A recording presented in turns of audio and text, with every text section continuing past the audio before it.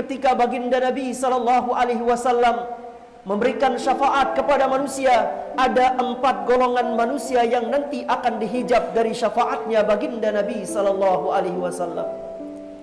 Ada 4 golongan manusia, ia tidak akan mendapatkan syafaat baginda Nabi sallallahu alaihi wasallam karena amal perbuatan yang telah ia lakukan.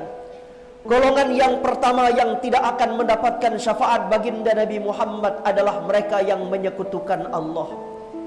Allah Subhanahu wa taala berfirman, sesungguhnya Allah taala tidak akan mengampuni orang yang meninggal dunia dalam keadaan membawa dosa syirik.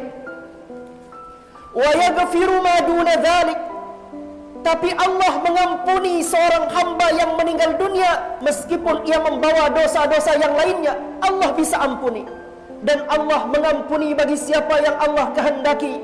Wa may yusyrik billah, siapa yang telah menyekutukan Allah, faqad iftara itsman azima, sungguh ia telah melakukan dosa yang sangat besar. Maka siapa yang hidupnya di dunia menyekutukan Allah, dia terhalang dari mendapatkan syafaat baginda Nabi besar Muhammad sallallahu alaihi wasallam. Orang yang hidupnya di dunia, dia tidak ikhlas, dia tidak bertauhid kepada Allah di dalam ibadahnya. Padahal Allah Ta'ala sebutkan dalam Al-Quran, فَمَنْ كَانَ يَرْجُو لِقَاءَ رَبِّهِ فَلْيَعْمَلْ عَمَلًا صَالِحًا وَلَا يُشْرِكْ بِعِبَادَةِ رَبِّهِ أَحَدًا. Siapa yang ingin berjumpa dengan Allah, maka hendaknya ia banyak beramal saleh, lalu menjauhkan dirinya dari melakukan perbuatan-perbuatan menyekutukan Allah. Berapa banyak orang di dunia ini sering datang kepada dukun, sering datang ke paranormal, yang dianggap sebagai orang pintar, tapi sebenarnya mereka bukanlah orang pintar. Baginda Nabi sallallahu alaihi wasallam bersabda, "Man ataka hinan lam tuqbal salatuhu arba'ina yauman."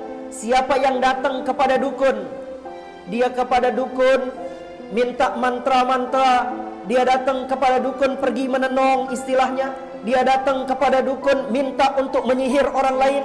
Siapa yang datang kepada dukun maka salatnya 40 hari 40 malam tidak diterima.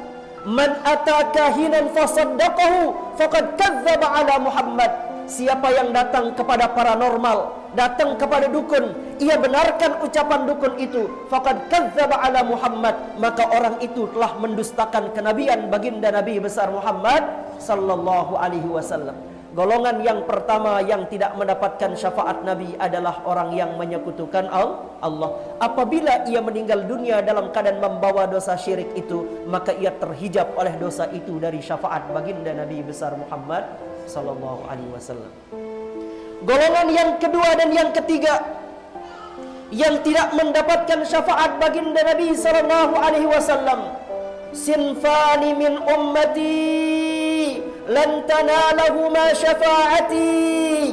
Ada 2 golongan dari umatku, sabda baginda Nabi, ia tidak akan mendapatkan syafaatku nanti di padang mahsyar. Orang yang tidak akan mendapatkan syafaat baginda Nabi sallallahu alaihi wasallam, imamun ghalum, yaitu pemimpin yang zalim ketika dia menjadi pemimpin. Siapapun pemimpin yang zalim, ia tidak mencintai dan menyayangi orang yang dipimpinnya.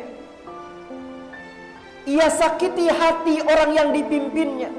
Ia tidak berlaku adil ketika dia menjadi pemimpin. Maka pemimpin yang berlaku zalim itu akan terhijab dari syafaatnya baginda Nabi besar Muhammad sallallahu alaihi wasallam. Dan orang yang ketiga yang terhalang dari syafaatnya baginda Nabi besar Muhammad sallallahu alaihi wasallam, setiap orang yang berlebihan di dalam beragama, orang yang lebay di dalam beragama, maka dia tidak akan mendapatkan syafaat baginda Nabi sallallahu alaihi wasallam.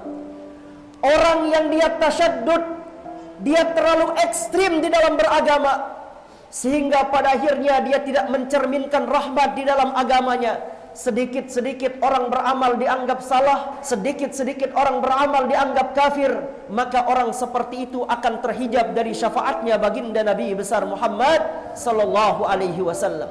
Siapapun yang dia berlebihan di dalam beragama, baik itu dia berlebihan gulu di dalam beragama, dia fanatik buta di dalam beragama, maka orang itu terhijab dari syafaatnya baginda Nabi besar Muhammad sallallahu alaihi wasallam.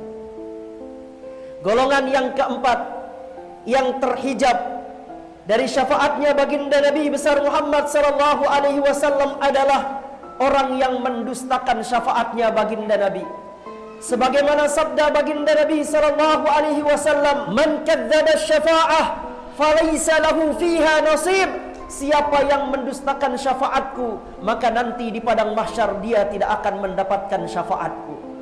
Maka orang yang tidak percaya adanya syafaat, orang yang tidak percaya adanya pertolongan Nabi Muhammad nanti di padang mahsyar, maka orang seperti itu tidak pantas mendapatkan syafaat baginda Nabi besar Muhammad sallallahu alaihi wasallam.